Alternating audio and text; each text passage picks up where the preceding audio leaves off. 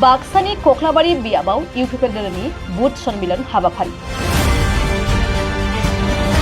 22 नं कख्लाबारि बियाबाव कख्लाबारि ब्लक इउपिपिएलनि बानजायनायाव 22 नं कख्लाबारि बियाबनि सिङाव थानाय बुथ कमिटिफोरखौ लानानै दिनै मोनसे बुथ सन्मिलन हाबाफारि खुंनाय जादों। सा 4,500निबो बांसिन मावथिफोरनि नुजाथिनायाव कख्लाबारि ब्लक इउपिपिएलनि बुथ सन्मिलन हाबाफारियाव फैगौ पिटिसि बिसायख'थिनि थाखाय थाग-थियारि जानायनि सायाव सावरायो।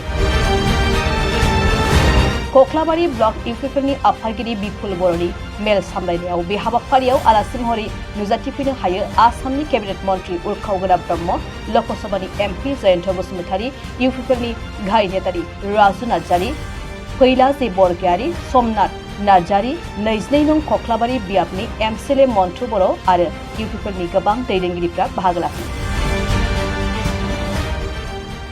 जोंना कख्लाबारि समस्तिया इउपिपिएल समस्तिखा इउपिपिएलआनो देरहाखानाय बेयाव 2015आवबो देरहादों, 2020आवबो देरहादों, 2021आव एमएलएआवबो देरहादों आरो बाइ इलेक्सनाबो 2021आव मोन ना 2021आवनो 2015आवबो देरहादों। औ बेखौनो बुंबाय आङो 2021आवबो देरहाबाय।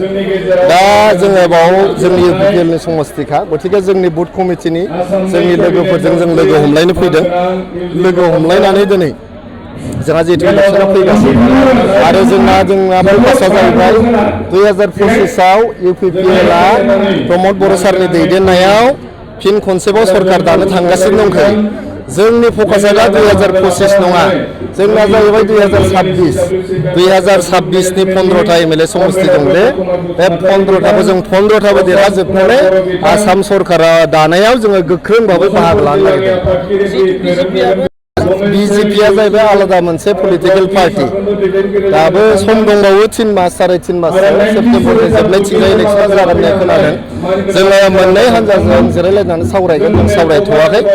नाथाय बिथांमोनखौ खावलायदों दिसपुराव थानानै गुवाहाटियाव थानानै नोंथांमोना बे माइकखौ सिगांनानै होयोब्ला बिथांमोना क'क्राझार दखल खालामगोन, बिटिआर दखल खालामगोन बेफोरखौ बुंबाय थायाबालायनो जोंनि बड'लेण्ड ओनसोलनि रायजो राजाखौ सेवा खालामनो थाखाय फैनांगौ।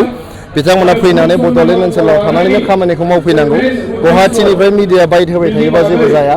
बिथांमोना फैनांगौ, रायज्लायफैनांगौ आरो मोनसे जिनिसखौ बिथांमोन बयबो पलिटिकेल पार्टिया गोसोआव लानाया मोजां। जोङो जोबोद खस्थ' खालामनानै बड'लेण्ड ओनसोलाव जाथि जनगोष्ठीनि गेजेराव जे दावराव दावसि दङमोन, मोहेरलायनाय दंमोन, जों बेखौ थांनाय बोसोरबायाव फोजोबजोब्बाय। बे जोबखानाय अरखौ, गोमोरखानाय अरखौ फैनानै बिथांमोना सुखांनानै बेयाव गिहि लुना होनो नागिरोबा बे जिनिसखौ जोङो सह्य खालामनाय नङा।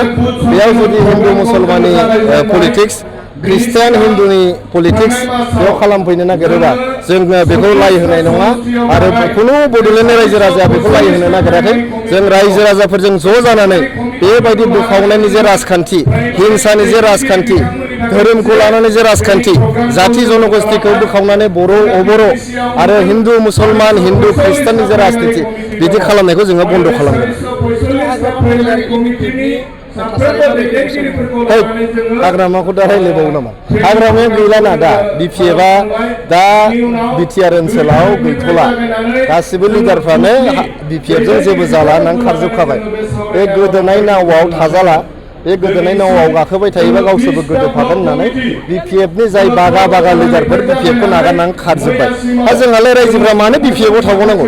लिडारफ्रानो थालाबा, लिडारफ्रानो बिपिएफखौ बिसास खालामब्ला बिपिएफनि लिडारफ्रानो होमबालाय रायजोफ्रा मानो थांनांगौ जाखो बहायलाय?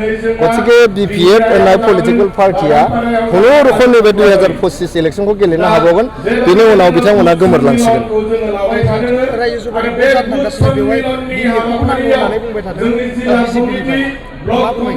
बिपिएफखौ नांगौना नाङा बियो जाहैबाय बिजेपि आरो एजिपिनिसो खोथा। बिपिएफखौ एजिपि आरो बिजेपिआ मा खालामो खालामा बिथांमोननि खोथा।